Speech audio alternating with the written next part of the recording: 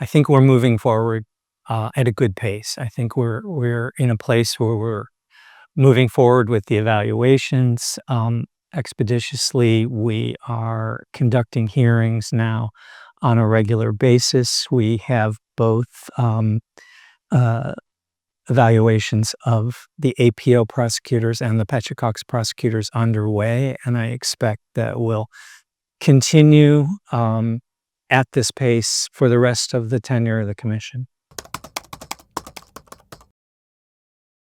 I think they will be just a huge addition to our capacity to move the cases along. It's really a positive development for the commission to have these new members, both international and Moldovan.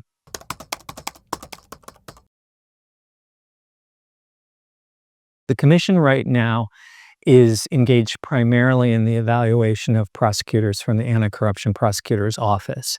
There were 67 names on the list of APO prosecutors that were submitted to us. We're working our way through that list. We've had a number of hearings already this summer, and we'll continue at a good rate throughout the fall. But with the addition of 3 new members to the panel, we'll also soon be moving forward more quickly with the Petricox evaluations as well.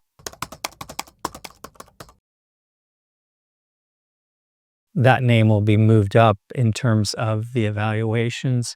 Obviously, the investigation and the analysis that we do prior to the hearing is very complex. It involves examination of literally thousands of pages of bank records, of property records, case files, documents. And so, on average, that can take our analysts, our financial analysts, our investigative analysts, a couple of months to do. But with that in mind, the Prosecutor General's file will be prioritized.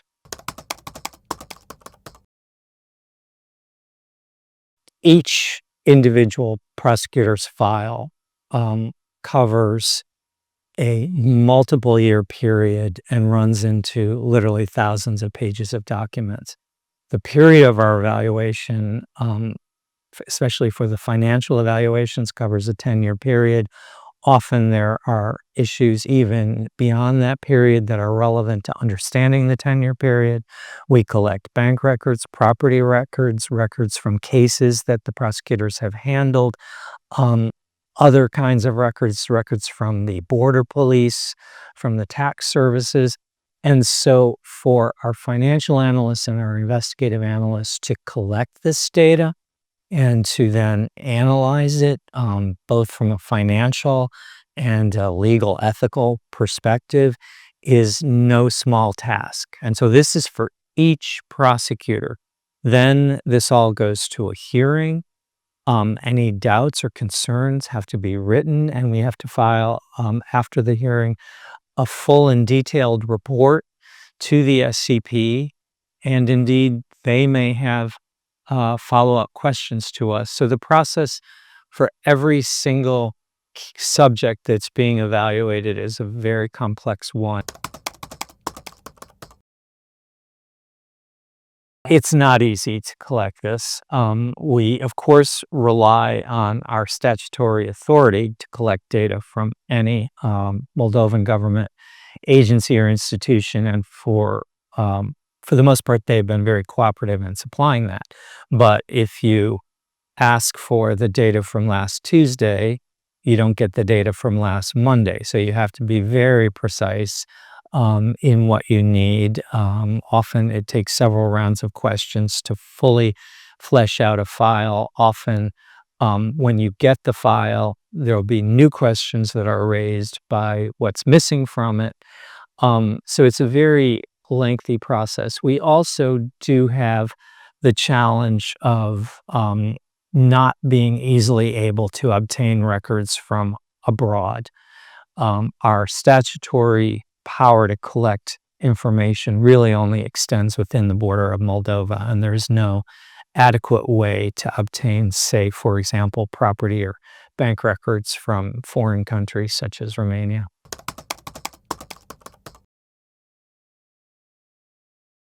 Well, The impact of the commission hopefully will be twofold.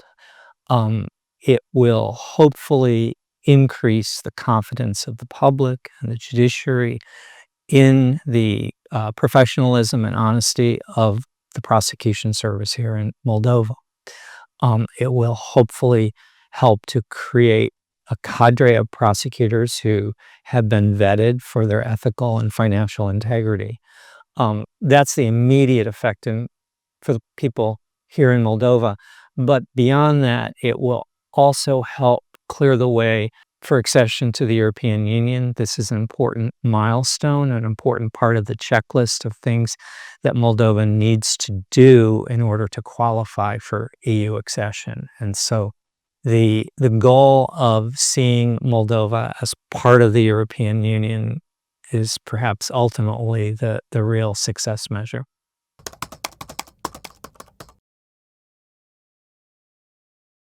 We have a very transparent process in that our hearings are open to the public. They are all videotaped and are all accessible on our website, and in fact, in some cases, have been viewed thousands of times.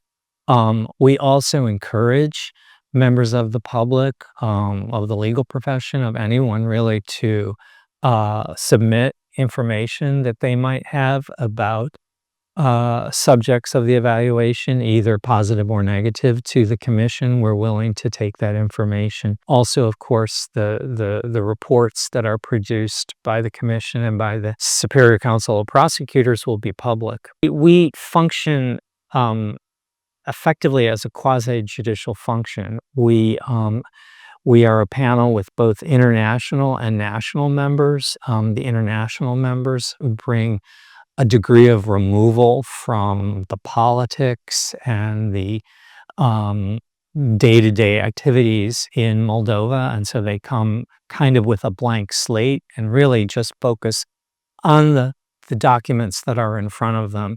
I'm happy to report also that I've felt that our national commissioners come with that same level of objectivity. And so we really are just working off the four corners of the file that's presented to us, the information that we've been able to obtain, and that is what the decision is based on.